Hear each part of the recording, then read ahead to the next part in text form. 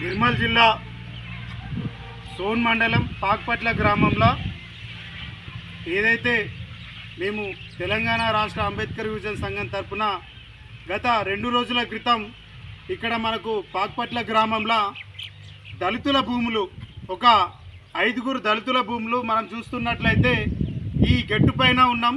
ఇక్కడ పక్కన మరియు ఇటు పక్కన ఈ 2 పక్కల కూడా కేవలం దళితుల భూములు అనేవి ఇక్కడ ఉండడం జరిగింది. మరి ఈ దళితుల భూములలో గత పూర్వకాలం నుంచి కొన్ని సంవత్సరాల క్రితంగానే ఇక్కడ ఈ హనుమాన్ విగ్రహం అనేది ఉండడంతో ఆ విగ్రహాన్ని గత 10 సంవత్సరాల కిందట ఒక చిన్న గుడిగా నిర్మించడం జరిగింది. దానికి కూడా ఇక్కడ ఉన్నటువంటి దళిత కులానికి ఎస్సీ మాల కులానికి చెందినటువంటి వీళ్ళందరూ కూడా వారి సొంతంగా ఎటువంటి ఒక రూపాయి కూడా తీసుకోకుండా వారు ఆ యొక్క దేవాలయం కొరకు వీరి భూమిని ఇవ్వడం జరిగింది.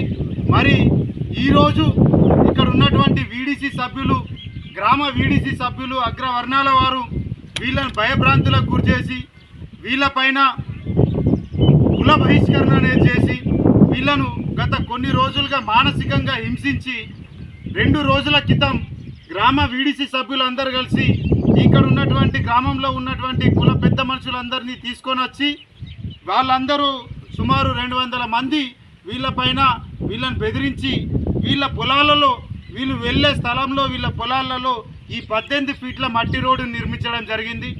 మరి ఈరోజు ఈ జిల్లాలో ఇంత జరుగుతున్నా కానీ ఇక్కడ ఉన్నటువంటి కలెక్టర్ ఏం చేస్తున్నారు, మరి ఇక్కడ ఉన్నటువంటి ఆర్డీఓ గారు, ఎంఆర్ఓ గారు, మరి సోన్లో ఉన్నటువంటి సిఐ గారు, ఎస్ఐ గారు ఏం చేస్తున్నారని మేము అంబేద్కర్ యువజన సంఘం తరఫున వీరిని ప్రశ్నిస్తూ ఉన్నాం.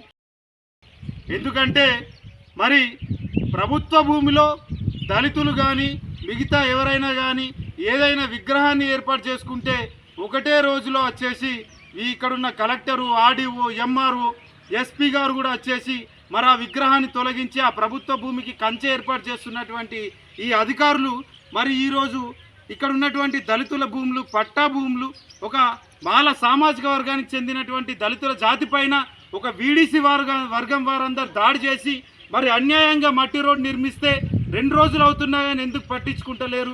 అంటే వీరు దళితులు అని చెప్పేసి చిన్న చూప, వీళ్ళతో ఏం జరుగుతుంది, వీళ్ళు ఏం చేస్తారు, వీళ్ళ భూముల్ని ఆక్రమించినా కానీ మేము హాయిగా మా ఆఫీసులలో ఏసీ రూమ్లలో పడుకుంటాం, కూర్చుంటాం అనేటువంటి ఇంకా అటువంటి భ్రమల్లోనే బతుకుతున్నారా అని మేము మాట్లాడుతూ ఉన్నాం. ఎందుకంటే 2 రోజులుగా వస్తుంది, పక్కన ఇటు పసుపు ఉంది, అటు వరి ఉంది. మరి ఇక్కడ ఉన్నటువంటి ఆ 2 పంట పొలాలకు వెళ్ళాల్సినటువంటి కాలువను అన్యాయంగా మట్టేసి కూడిపేసినా కానీ మరి వీళ్ళు జేసీబీలు తీసుకొచ్చేసి ఎంఆర్ఓ గారు ఎందుకు ఇక్కడ ఉన్నటువంటి దీన్ని సర్వే చేయించి ఈ రోడ్డును తొలగిస్తలేరు, ఆ పంట కాలువను ఎందుకు అందిస్తలేరు, నీరుని ఎందుకు అందిస్తలేరు? ఇది కేవలం దళితుల భూములు కాబట్టే మీరు వివక్ష చూపిస్తున్నారా? ఇదే రెడ్డో భూమో, రావో భూము, మిగతా ఏదైనా అగ్ర కులాలకు చెందినటువంటి భూమి పంట అయితే మీరు ఈ విధంగానే ప్రవర్తిస్తారా అని మేము తెలంగాణ రాష్ట్ర అంబేద్కర్ యువజన సంఘం తరఫున ఇక్కడ ఉన్నటువంటి కలెక్టర్ని, ఎంఆర్ఓని మేము ప్రశ్నిస్తూ ఉన్నాం.